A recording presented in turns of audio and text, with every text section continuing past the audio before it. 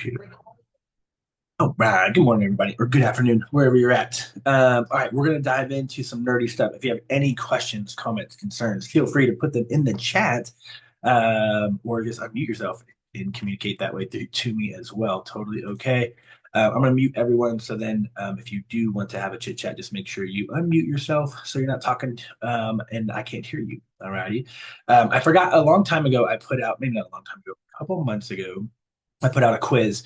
There were two of them. I went over the first one, but I did not go over the second one. And so we're going to go over some of the commonly missed questions of our health and nutrition quizzes and how well do you know nutrition and fitness.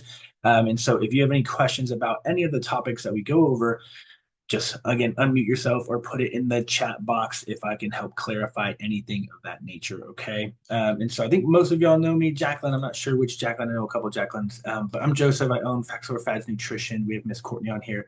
She's a coach of ours. And we have David and Tracy and Dave on here. They're clients of ours.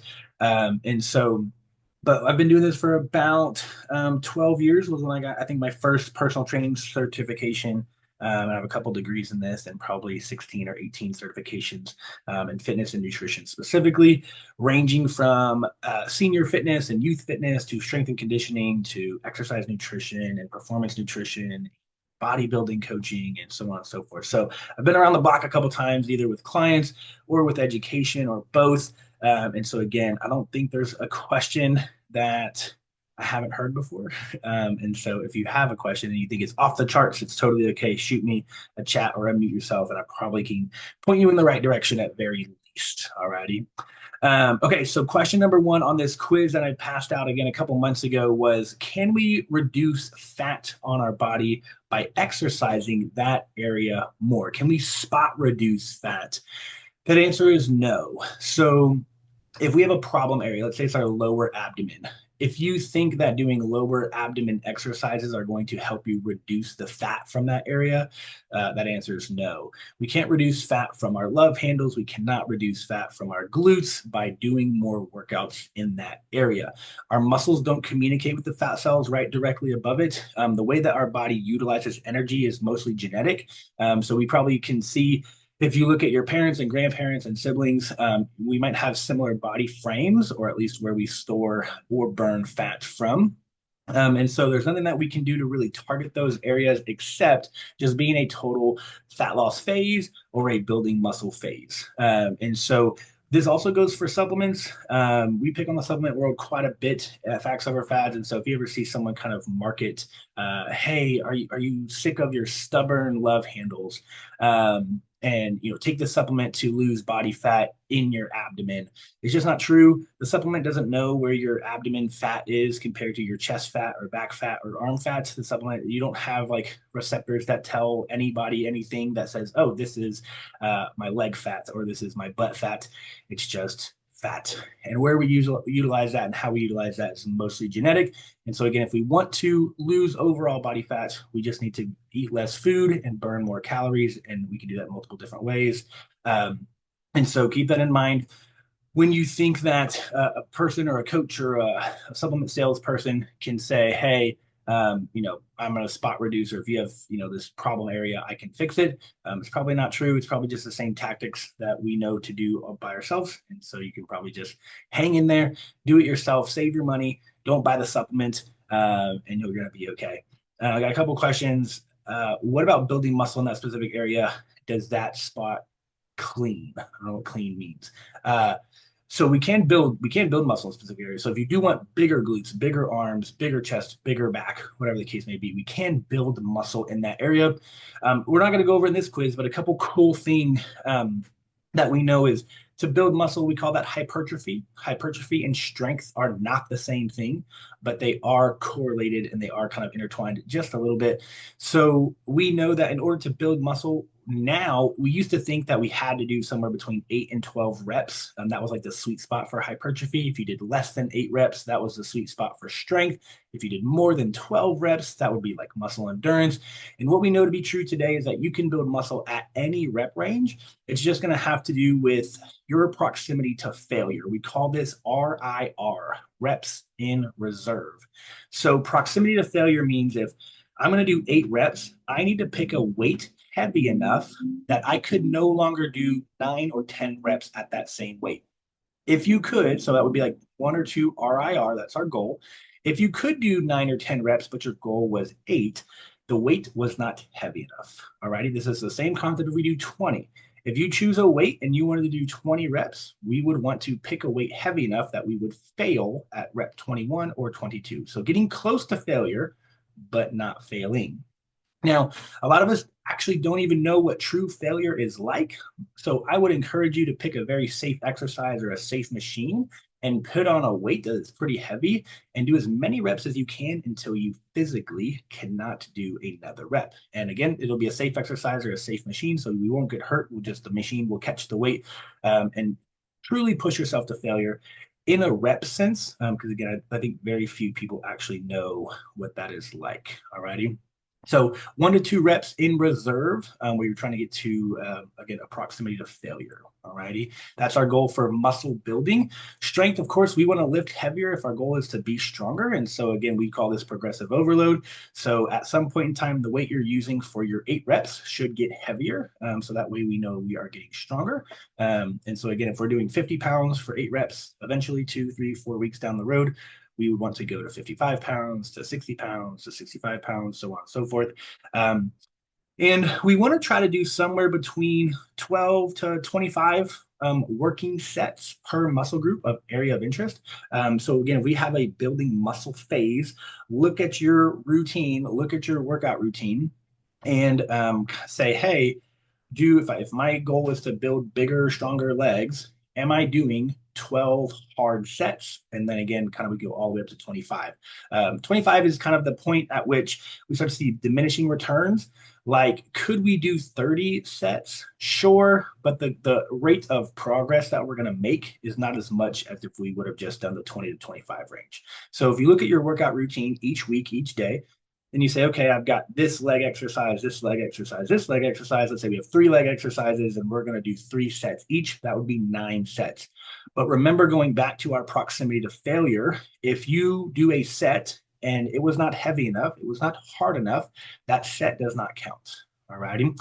So we have to really work hard, and working hard is hard work.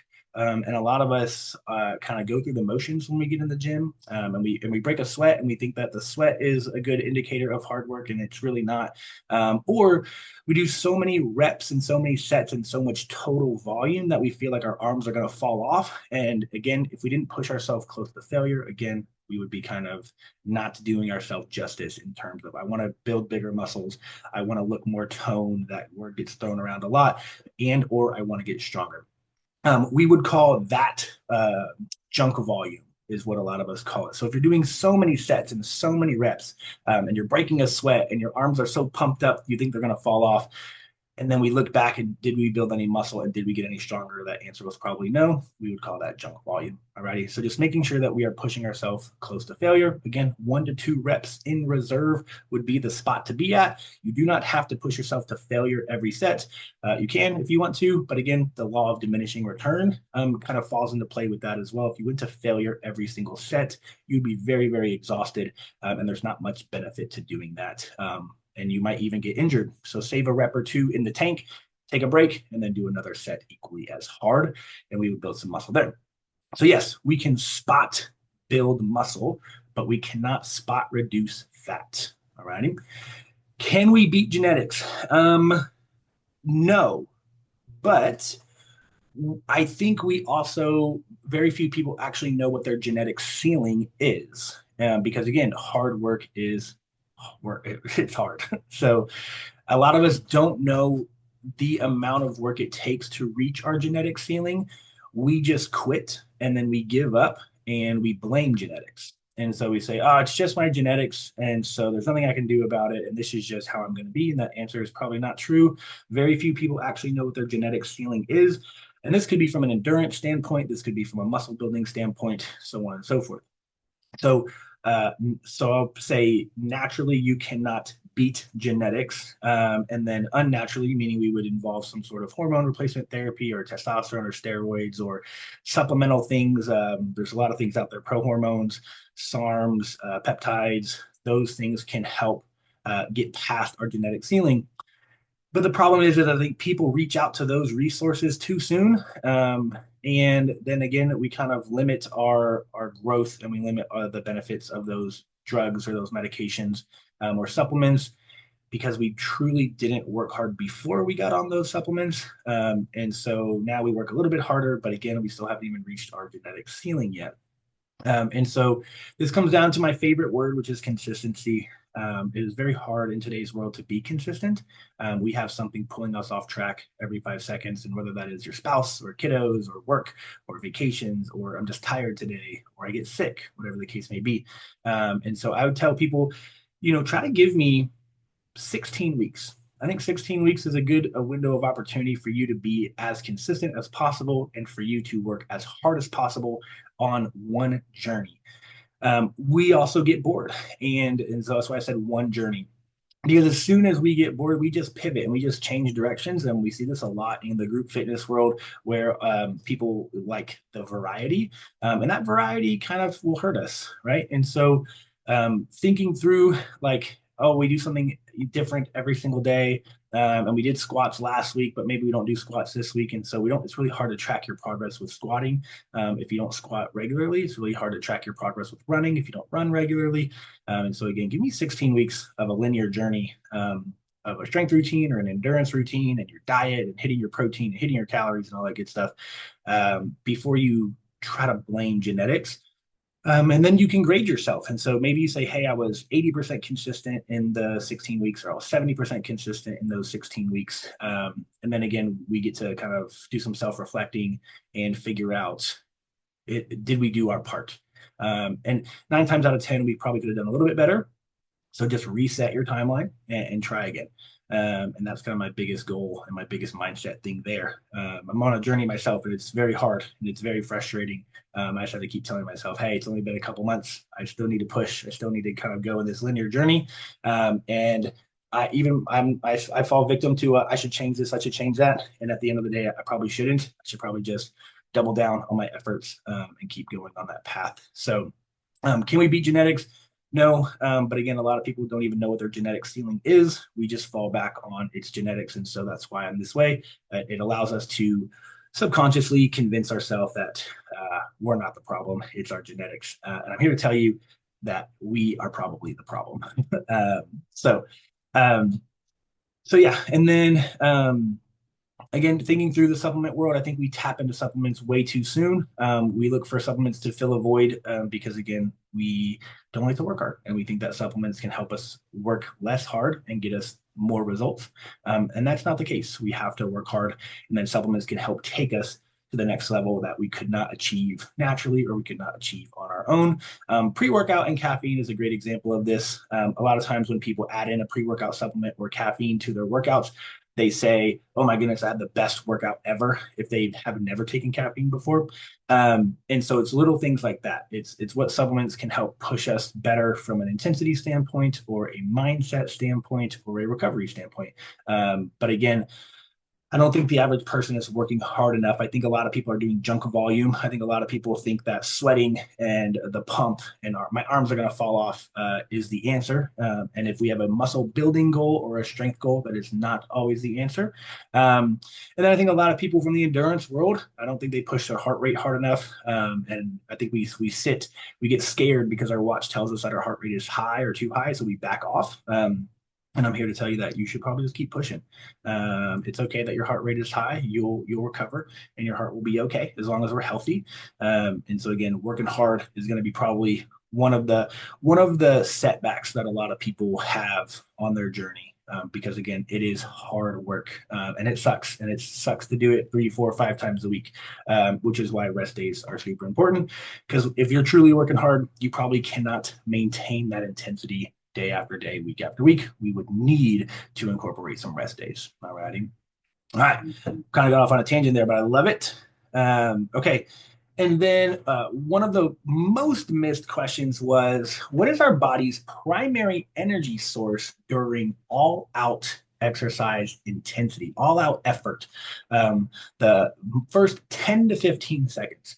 When you take off on a sprint what is our primary energy source? When you are lifting the heaviest weight you could possibly lift, what is our primary energy source? And that answer is creatine.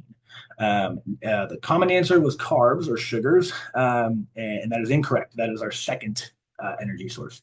So when you take off on a sprint, creatine is 99% responsible for that energy during those first 10 to 15 seconds because then we run out of creatine and our body has to regenerate it and recreate it. And we pull a phosphate group from many different things to create the creatine, but we would then kind of shut down and we would lean into carbs and sugars a little bit more. And then after about 2 to 4 minutes, we would shut down again and we would lean into fats. That's kind of the phases of our energy systems. Now, the energy systems, none of them start or stop. They are all going at the same time. We're just relying on them in more or less percentages. So when we're relying mostly on creatine, it doesn't mean that carbs and fats are not present. It just means that we're relying less on those things. And then when we're primarily carb and sugar generating, we are not creating creatine.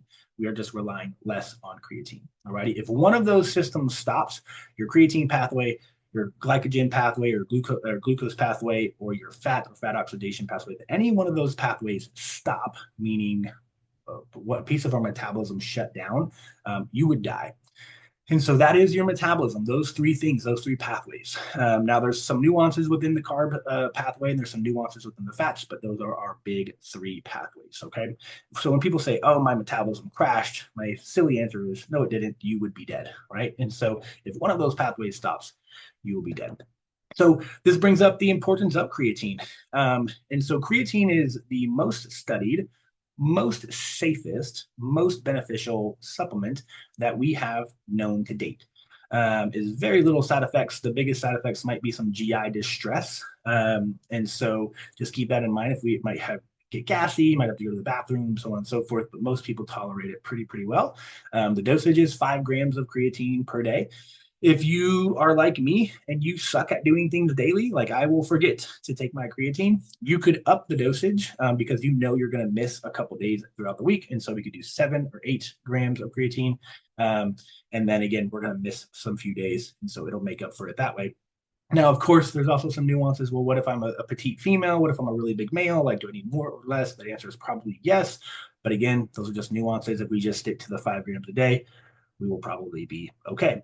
There's also a lot of cognitive benefits that are coming out with creatine as well. It's helping people with ADHD and ADD. It's helping people with Alzheimer's and Parkinson's. And so again, creatine is again just very well studied, and the research that is continuing on it is just getting better. We do get creatine from our meats, mostly red meat and fish. If we don't have a diet high in fish or high in red meat, then again, supplement with some creatine might be beneficial to you. A downside to creatine is probably that it retains water. It is a good water retention. Creatine is stored within your muscles, and so therefore it is going to retain water within the muscle, which is just going to make your muscles look better. It's not going to be bloat, whereas like your rings don't fit anymore around your fingers, or you start to notice that like your clothes are digging into your skin because you're bloated, and you start to notice like underwear lines on your waist. It's not that kind of bloat. It's not that kind of water retention. It is intracellular within the muscle, and so again, it will just make your muscles look more full and look more defined, which is probably what we all want. Alrighty.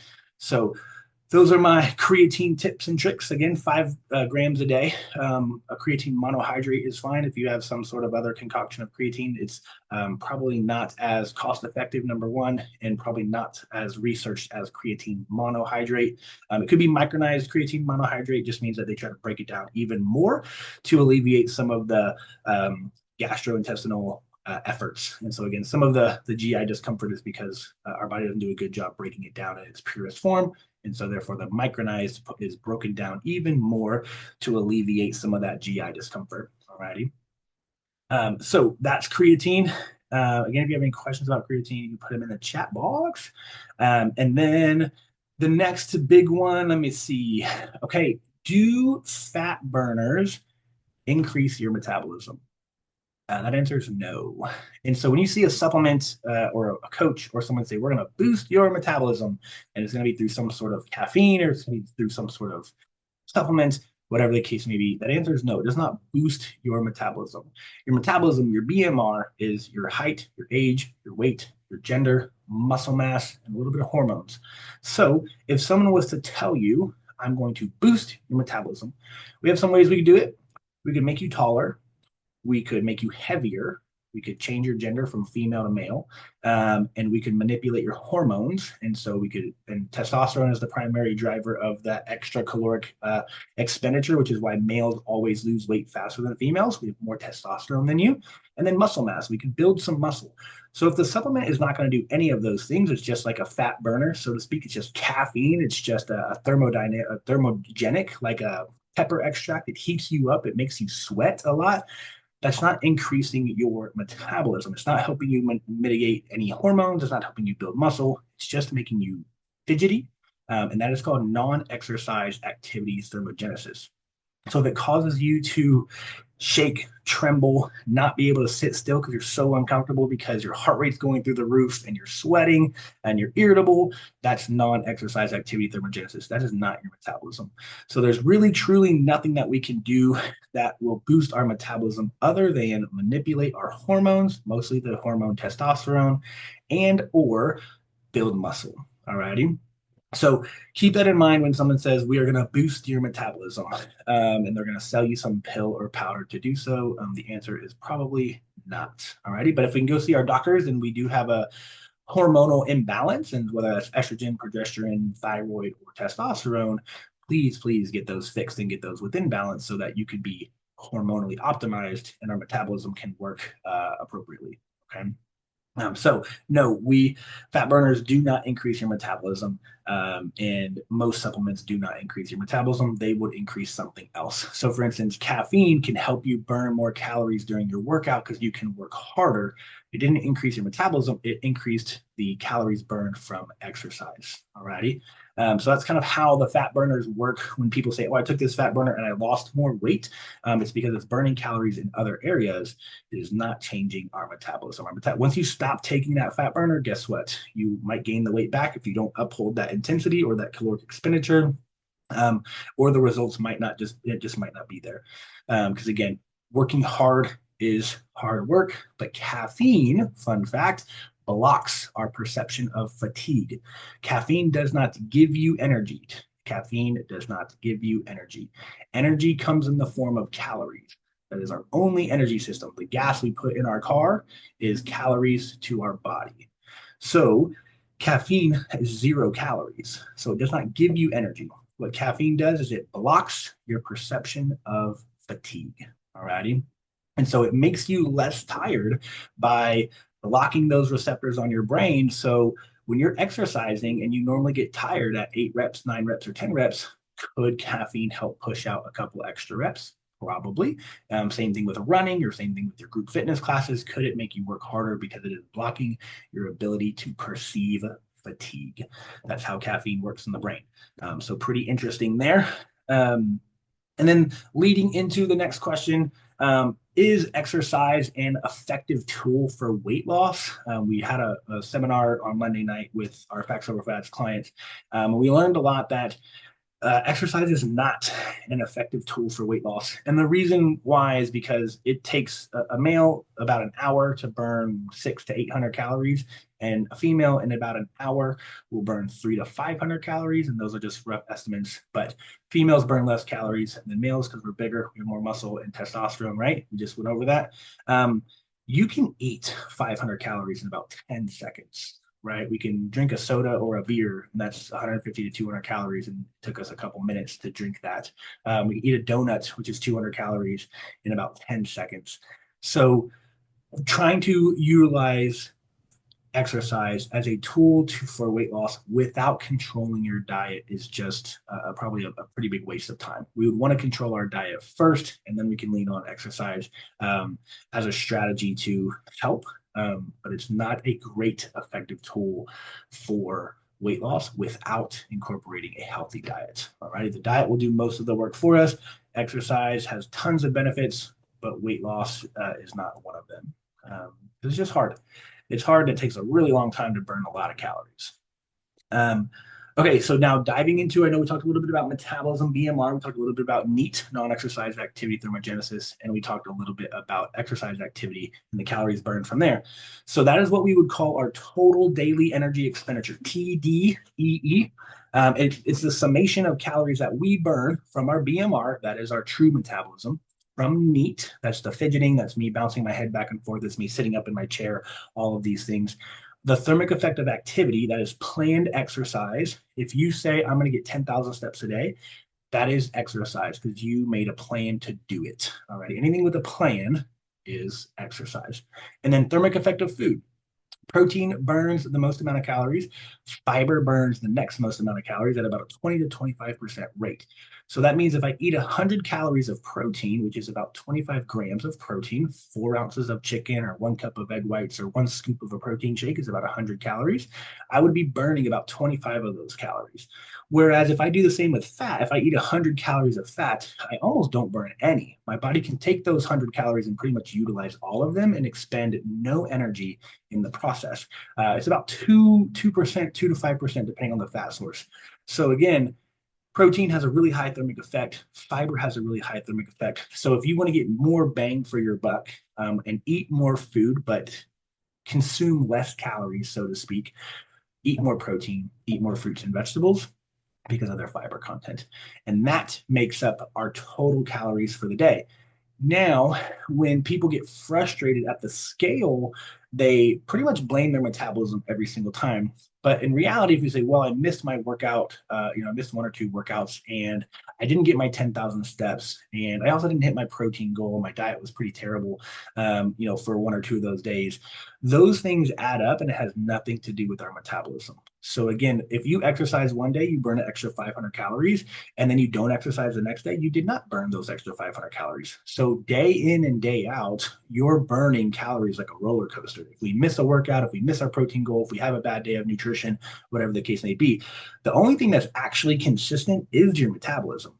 Your metabolism is going to burn the same amount of calories every day, no matter what. Because again, your height, your age, your weight, your gender, your hormones, and your muscle mass doesn't really change every day. But our diet can change every day, our activity can change every day, and our workouts can change every day. So those things are massive variables. And again, going back to my favorite word of consistency, that's where consistency plays a really big role. Alrighty. So keep that in mind before you point the blame at your age or you point the blame at your metabolism. It is probably not the problem. It's one of those other 3 areas. Okay. Um, okay, and that's kind of about it. We don't have much more of these. Everyone else pretty much got all of these right. But a funny question that I get a lot is, or a funny situation, is when clients come to us and they say, I eat really healthy, but I can't seem to lose weight. All righty. Healthy foods doesn't mean that they're calorie free. And so I have a question here that says avocados are healthy. So does that mean I can eat as much avocado as I want and still lose weight? And that answer is no. You cannot eat as much avocado as you want and still lose weight because avocados are very, very calorically dense. All right. And the reason we talk so much about calories, if you didn't know, there's 3,500 calories in 1 pound of body fat. So if I wanted to lose 1 pound of body fat, I would need to create a deficit of about 3,500 calories in whatever period of time. So if I wanted to lose a pound per week, that deficit would be 3,500. If I wanted to lose 2 pounds per week, my deficit would need to be 7,000. 3 pounds per week, 10,500, so on and so forth. That gets very, very hard if we can't exercise and if we can't control our nutrition and if we start to incorporate free days and cheat days and alcohol and we don't measure out our avocado because it's so calorically dense, we just have a scoop of it or we have a half of it or whatever the case may be. That could be the dictator of hundreds of calories a day, which would put us in limbo of about a couple thousand calories a week. And then again, we get frustrated at the scale. We blame our metabolism. It's not the metabolism, it's that we didn't measure out our food and we were having thousands of calories of variability within our diet each week. And so, therefore, the scale reflected it as such. And so, just hang in there, be consistent, measure out your foods, portion control, all of that good stuff will be very, very helpful along your journey. And then let me pull up, I got a couple questions that I posted in the event that kind of pop up in my world a lot. and I'll go over that. And again, if you have any other questions, just let me know. All right. So question number one was about should we? David said he was eagerly waiting this answer. Should you eat before you work out, or does fasted cardio lead to better fat loss than non-fasted cardio? Um, in the moment, I would say yes. It would lead to better fat loss if you did your exercises fasted. There's a couple. Your body pulls has what's the word I'm looking for? Your body has priorities. And so when you start to exercise or when you need energy, the first priority is to pull it from our blood. We pull blood sugar, which is glucose, and we pull blood fats, which is free fatty acids. That comes straight from the blood. Once those blood levels drop to a certain point, we have to go into storage to pull those out. So in the morning, when you work out, if you're fasted, your blood sugar and your blood fat is probably pretty low because you haven't eaten anything. And so most of those carbs and most of those fats are in storage. So essentially, what it would say is, hey, there's not enough in the blood while we're exercising to pull from. So we're going to go straight to storage. So we're going to pull the fat from storage and we're going to pull the carbs from storage into the blood so that now we can utilize it, right? So in that moment, are we burning more fat, stored fat, in that exercise? The answer is yes, because the amount in our blood is so low. But here's the problem. The moment you eat and the moment you put those calories and those fats and those carbs back into your system, we kind of balance out the equation again. So day in and day out, it doesn't matter if in the moment you're burning more stored fat versus more blood fat, doesn't matter. Or if you're burning the food you just ate in your belly or the food that's in your stored fat, it doesn't matter because once you eat again, you're going to balance that equation back out. So this is where I tell people, don't worry about in the moment. What happens in the moment is like it's so minuscule on our journey. Worry about what we do day in and day out and week in and week out. That's what's going to dictate the progress. In this moment, are you burning fat? Sure. But if you go eat a donut and you put that fat right back in your system, who cares of what you just did?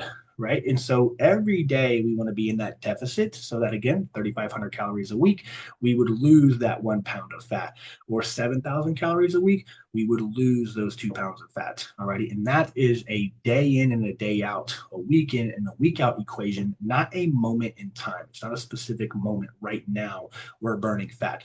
That does not matter. So if you prefer to exercise out on an empty stomach, great, go for it. If I'm working out at 5 a.m., 9 times out of 10, I'm on an empty stomach. If I'm working out at 5 p.m., I'm not on an empty stomach. And then you get to pick which time of day you feel best while you work out. So one of the comments said, if I don't eat, I'm useless. And that's some people feel that way. Some people have to have something in their system to be able to have a really good workout. And this is mostly due to blood sugar problems, right? When your blood sugar drops, we don't feel good. We don't have a lot of energy, or we have headaches, we're tired, we're fatigued. All these things happen because our blood sugar drops. So most people do better with some sort of food in their system so that again the workouts can be more beneficial. But some people, again, like me, I'm not waking up any earlier to eat something before I go work out, right? And if we work out too, or if we eat too close to our workout, we're not going to feel very good because now it's just sitting in our stomach, and now we don't feel good while we work out. So again, um, pick your poison, whatever you feel helps you feel the best. Now, if you are working out at a high intensity, I would gently, kindly urge you to try to have something in your stomach, mostly carbs, to have a good high intensity workout. Because again, once we run out of creatine and we're still flirting in that high intensity window, glucose will be our next energy source that we need to utilize. If you do not have any glucose readily available, it will shut down your intensity, right? As we see this all the time when people say, I just hit a wall. When we hit that wall, it means that our body has ran out of glucose, and we need to switch to fat to kind of start our metabolism to give us the energy. And fat is a very slow way that we get energy. So if we need energy now and fat is coming at us like a slug, it's not very helpful, right? Versus glucose and creatine as like a bunny rabbit. It can get to us very, very quickly. And so again, if our goal is to have a high intensity workout, I encourage you to have some sugar, have some carbs before you work out. Again, probably 20 to 45 minutes at least before or during. There's plenty of intra workout supplements that are just straight sugar. Gatorade is a great example of this. Gatorade, Powerade, your sports drinks. They were all sugar based until we had this pivot where sugar is bad for us. And the only reason there's 0 calorie Gatorades and Powerades is because Gatorade needs to make money. And we know you're scared of sugar. And so they created a 0 calorie version for people to continue to buy their products. Alrighty. But the best Gatorade, the best sports drinks out there are full of sugar because sugar is going to be our biggest reliance of energy. Because again, creatine is gone within 10 to 15 seconds. Then we lean into our sugars. All right. Now, if you're going for a light workout, light cardio, we're not going to have a big reliance on sugar. So again, we might do a little bit better on an empty stomach, and we won't have that such reliance on sugar. So you might feel okay. So I hope that makes sense. But at the end of the day, do what works well for you. Do what feels best for you. If you're like me and you don't want to wake up any earlier to get in any food before you go work out, totally okay. Go work out on an empty stomach. It does not mean that you are going to be this fat burning guru in that moment, maybe. But again, as soon as you eat again, you just negated all the benefits that you did in that moment. So again, don't think about the moment. Think about the weeks and the months coming, and how can we consistently be in our 3,500 calorie deficit week after week, month after month, and that will lead to way more fat loss than trying to nitpick these individual moments of exercise. All righty. Um, and then we have a great kind of topic of the weight loss drugs, and this is going to be our last topic, and we can wrap it up. But I think the weight loss drugs are not going anywhere. And so whether you have used them or whether you know people who use them or whether you're just interested or you see them all over the place, they're not going anywhere. They're only getting stronger and they are only getting less side effects. So the medications are actually getting better. We most of us probably know Ozempic. Ozempic is the diabetic version of the GLP-1 agonist, and then we have Mounjaro and Zepbound currently right now, and Wegovy. But there are more coming out that will be stronger than ever with less side effects than ever.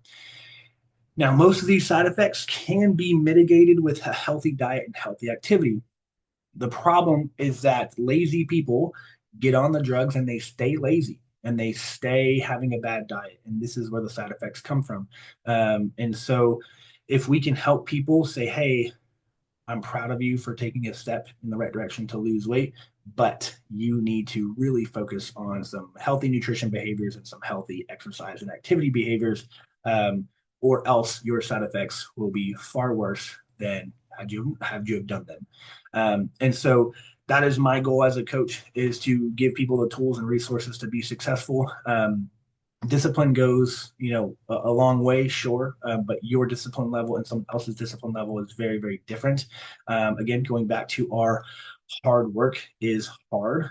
Um, some people it's easier to stick to a diet than others. Some people don't think about food all day long, and some people can't stop thinking about food all day long. Some people have great portion control capabilities, and some people have no clue how to portion control, and they cannot portion control because it's almost like an addiction. Okay, everyone is different. So these drugs are giving the people who really struggle with nutritional disciplines to be more disciplined. It's changing the way that their body processes energy. It's changing the way that their brain thinks about food. That is how the drug works. It is not a fat burner. It is not some magic metabolism booster that is making them lose all this weight. It is simply lowering the amount of calories these people are able to eat. We have people who on these drugs who used to love coffee who now can't stand the sight or the smell of coffee. We have people who used to be able to eat a whole piece of pizza, like a whole large pizza to themselves, and now they get sick at one or two slices. And so that is how the drug works. It is completely changing the way that people view food, think about food, and consume food.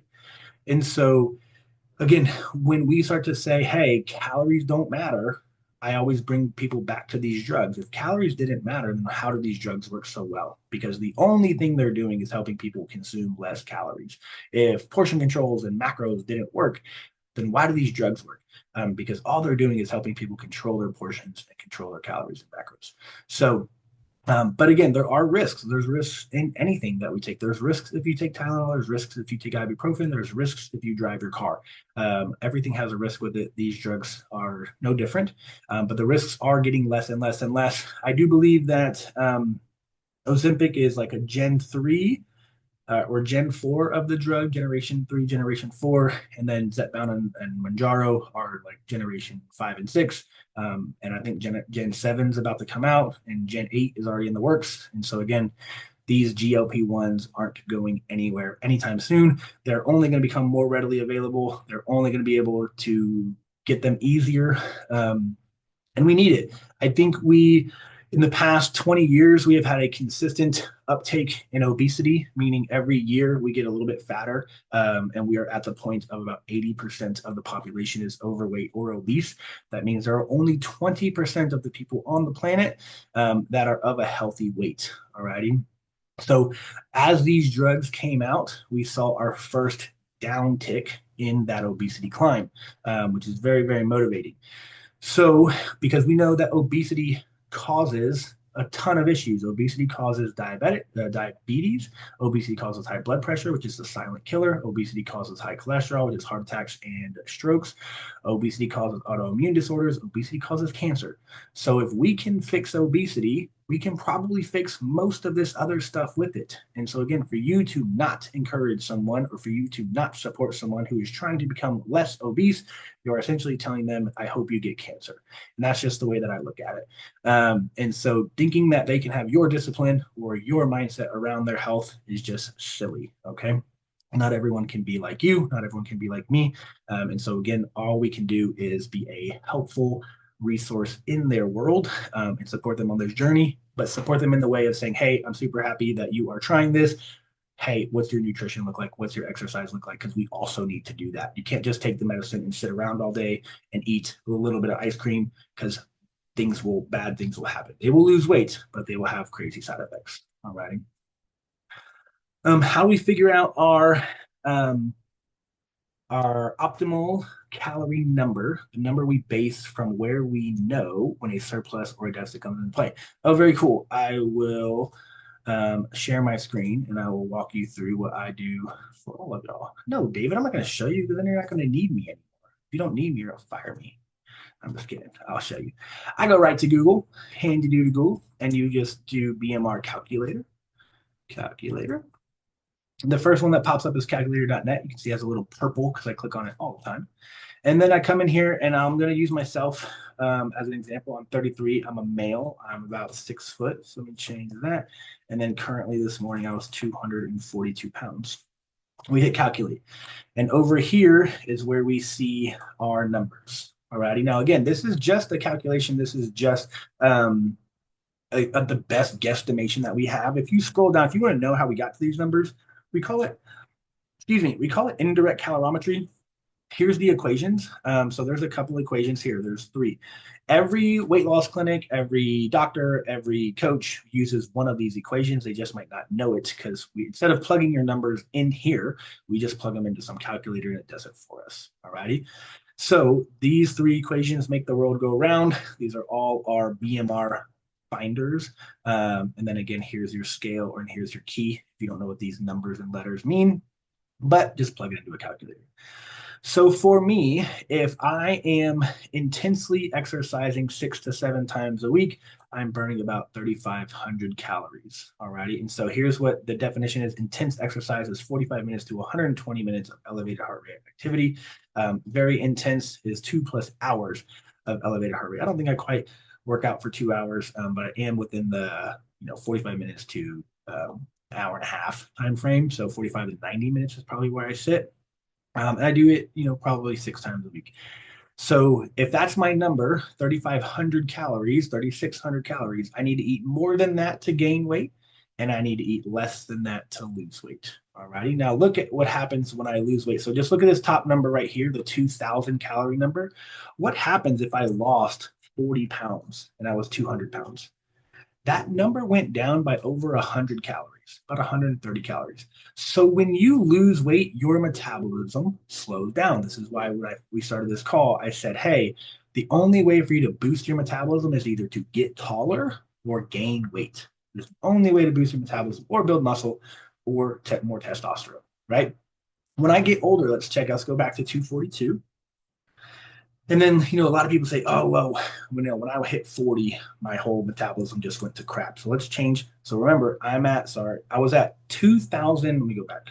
Sorry, I'm all over the place. 2081 is what I'm burning right now to stay alive. If I become 40 years old, it changed by 40 calories. It only decreased by 40 calories when I hit 40 years old. Let's go to 50. So I'm at 2,046 calories. Then I just had my 50th birthday, and now I went down another 50 calories. So every decade, you are losing about 50 calories worth of metabolism. 50 calories is about a cup and a half of broccoli. 50 calories is about 10 almonds. 50 calories is half a slice of cheese, right? 50 calories is less than one egg. 50 calories is nothing. So when people come in and they say, oh, Joseph, I just turned 40 years old and my metabolism went to shit, or I turned 50 years old and my metabolism went to shit, that answer is no, it didn't. It did not. Your metabolism did not change that much at all.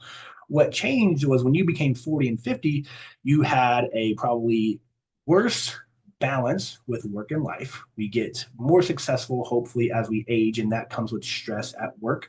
We have a worse relationship with food and alcohol. We go on more vacations. We eat higher calorie foods because we can afford them. And we work out and we are active less and less and less. So everyone's like, well, when I was in my 20s, I could do whatever I want. I could eat whatever I want. And that answer is, yeah, I believe you. You could because you were probably walking everywhere. You were involved in sports. You were playing all these games. And now all we do is watch Netflix and scroll on TikTok. And so keep that in mind there. Um, and so again, as you age, again, not the age is not the problem. Your lifestyle is the problem. And then we have a question for Mr. Naylor. Is there a BMI calculator that takes lean muscle into consideration? That answer is no, because your BMI is just a height to weight ratio. So if I change that BMR to BMI, and I come to the same calculator.net, this is all it takes into consideration. It's just a height to weight ratio. So if I go to 33 years old and I go to 6 foot and I am 242 pounds, I am obese. I'm 32.8 BMI. And then again, if I change this to 200, I'm 27, so I'm still overweight. So this is where, like, if you've ever gone to the doctor would say, you need to be 180 pounds. So I'm like, yep, I get it because from a height to weight ratio, that makes the most sense. That puts me within my normal category, right? But if I change my age, this doesn't really change it, right? It stayed the same. Now, for your BMR, to take your muscle mass into consideration, yes, you could go get a DEXA scan, right, which we've done before. That would take your muscle mass into consideration. And then InBodies do it a little bit. So if you have a bioelectrical impedance scale at the house, or you jump on an InBody machine at your gym or at your fitness center or with your coach, that will take your muscle mass into consideration. The problem with the InBodies and a little bit of the DEXA, but not so much, is that water weight will fluctuate your lean tissue, which the scale confuses as muscle mass. So what that means is if you go and you hop on the scale one day and you're super duper hydrated, and then it gives you some number for your calories, your BMR, and then you do it a month from now and you're dehydrated, it's going to look like you lost lean muscle, and you didn't. You were just dehydrated, which is going to affect your fat ratio as well, which is also going to affect your BMR calories as well because your muscle is going to go down. I would love to do that with when I was a part of Camp Gladiator and we did CG Fit and everyone's coming in and they're like, well, what's your BMR? Well, what's your BMR? What's your BMR? We could see like, hey, these two people are similar height, similar weight, but one of them had 10, 20, 30, 40 pounds more of muscle. So their BMR was higher than the person with less muscle. Now, it's not a lot. So again, if you had been doing this for decades and decades and decades, it could add up to be a lot. But in reality, If you strictly strength train, and remember, we're trying to get into 1 to 2 reps of failure for each exercise, each set, and we're trying to do 12 to 25 of those sets per muscle group per week. That is very hard to do long term. But if you did that long term on a natural level, meaning we don't have any hormones, we're not taking any crazy supplements, and we're not taking testosterone or things like that, you can build about 10 pounds of strict muscle, pure muscle per year. If you built 10 pounds of muscle in a year, your metabolism would only speed up by 60 calories a day. Again, 60 calories is 2 cups of broccoli. It's about 15 almonds. It's not a lot. So building muscle does not boost your metabolism a lot. But what does boost caloric expenditure is the act of building muscle. What you have to do to actually build muscle. You have to lift heavy. You have to lift heavy often. You have to lift heavy daily, and you have to progressively lift heavier. That is what it takes to build 10 pounds of muscle. That is very calorically expensive.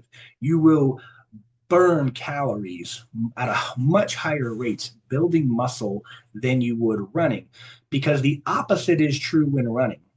If you ran 5 miles every day for a year, at the end of the year, you would see a reduction in calories by about 50%.